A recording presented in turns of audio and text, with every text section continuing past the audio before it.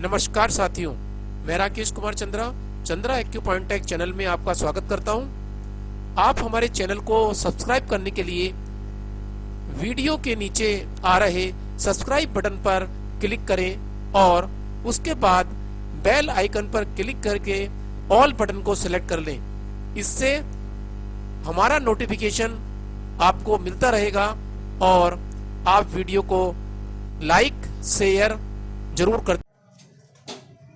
Hello everyone, मैं हूं Rakesh Kumar Chandra, senior micro active magnetic therapist and trainer. आज की वीडियो में हम घुटनों के अंदर उठने बैठने पर खटखट की आवाज़ या कटकट की आवाज़ आती है।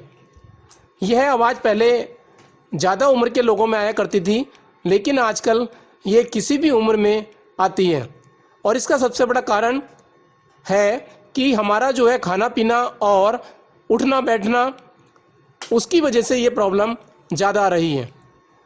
ज़्यादा खड़े होने वाले को भी ये प्रॉब्लम हो जाती है और आजकल खड़े होकर पानी पीने से भी घुटनों में ये आवाज़ें आने लगती हैं। तो इसमें साधारण भाषा में लोग कहते हैं कि घुटने का ग्रीस सूख गया है और इसको साइनोवियल फ्लूइड कहते हैं। इसके सूख जाने से या इसके कम बनने से या गलत तरीके से आहार विहार से यहाँ पर परेशानी आने लगती है और शुरू में कई लोगों को दर्द भी नहीं होता, लेकिन आवाज़ें आती हैं और आगे चलकर यहाँ के कार्टिलेज वगैरह घिस जाते हैं, जिसकी वजह से चलने में भी बहुत दर्द होता है। साइनोवियल फ्लूइड की कमी होने के क्या क्या कारण हैं और साधारण भाषा में इसको बोलते हैं कि ग्रीस कम होने के क्या क्या कारण हैं। हमेशा खड़े होकर पानी पीना, तली भुनी हुई चीज़ें बहुत अधिक मात्रा में सेवन करना, वजन का अधिक होना, ज़्यादा चिंता करना, कभी भी कोई चोट लग जाए घुटने में तो उसकी वजह से भी ये प्रॉब्लम हो सकती है।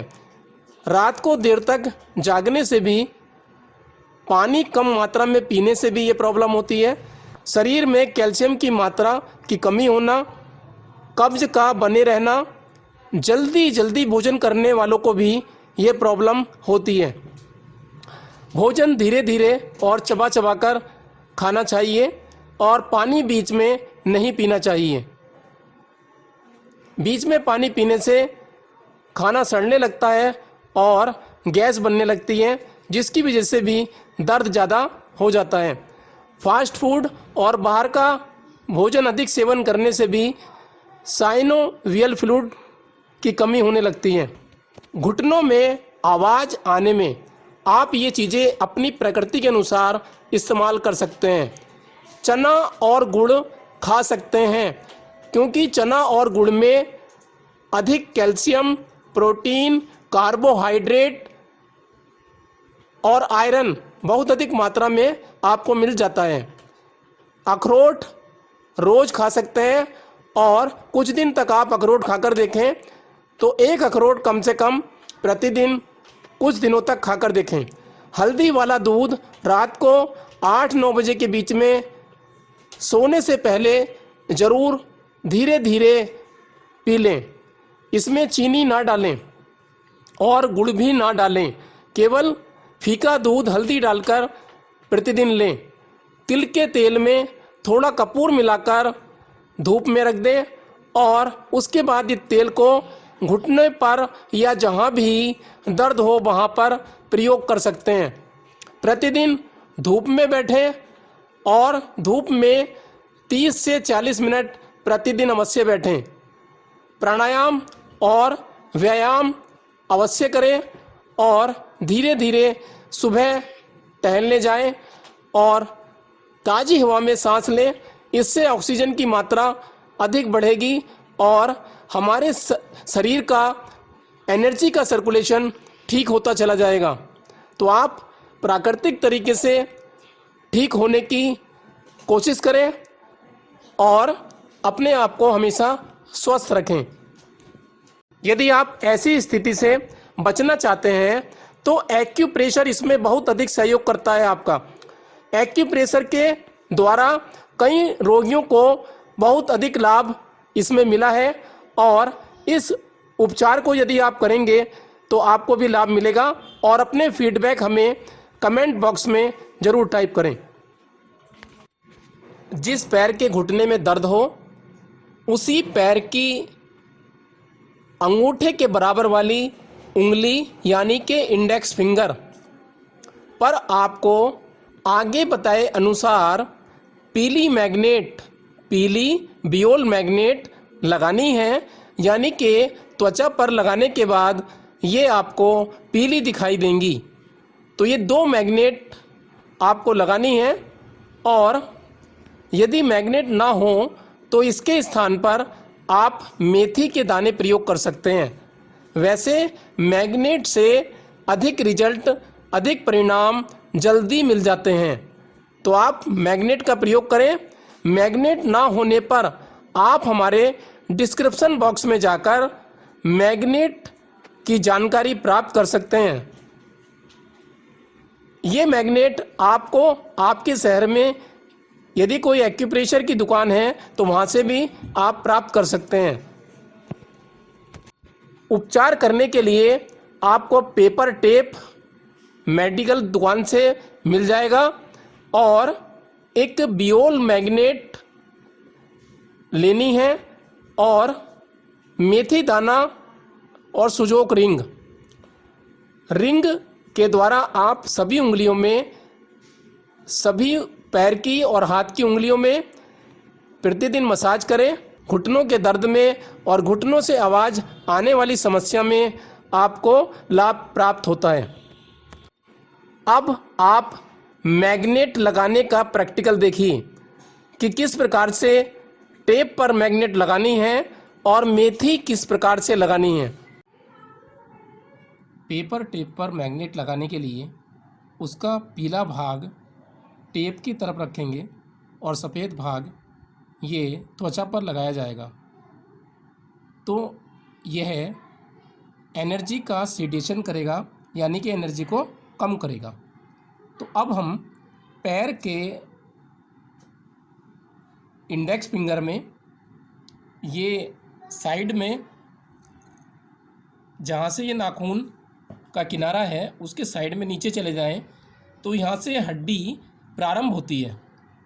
तो इस स्थान पर यानी कि बॉर्डर लाइन है ये, और इस बॉर्डर लाइन पर इस नाखून की सीध में यहाँ पर एक मैग्नेट ये लगाएंगे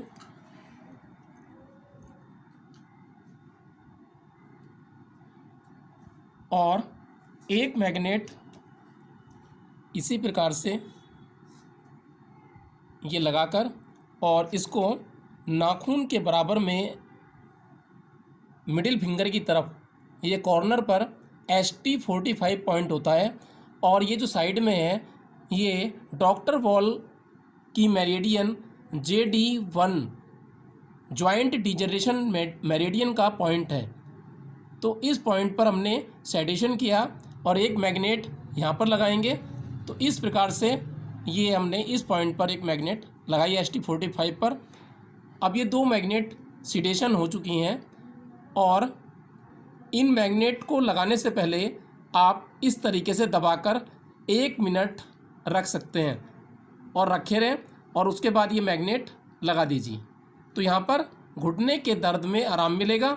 और साइनोवियल फ्लूइड जिसको ग्रीस भी बोलते हैं, यदि किसी का वह सूख जाता है जैसे, या जिसको आम भाषा में बोलते हैं लोग कि घुटने का ग्रीस सूख गया है, तो उसके लिए ये दोनों पॉइंट काम करेंगे। और ये हमने जो ट्रीटमेंट किया है वो लेफ़्ट घुटने के जो आवाज़ें आती हैं चलने पर, उठने पर, खटखट की कटकट की आवाज़ आती हैं, उनके लिए ये ट्रीटमेंट हमने किया है। तो इससे आप 8 से 12 घंटे लगा रहने दें और अगले दिन फिर इसको खोल दें और उसके बाद फिर इसको 8 से 12 घंटे के लिए पुनः लगा सकते हैं। ये मैग्नेट ख़राब नहीं होती। अब यदि मैग्नेट ना हो तो उसकी जगह आप मेथी का दाना लगा सकते हैं, लेकिन मैग्नेट का इफ़ेक्ट बहुत जल्दी होता है।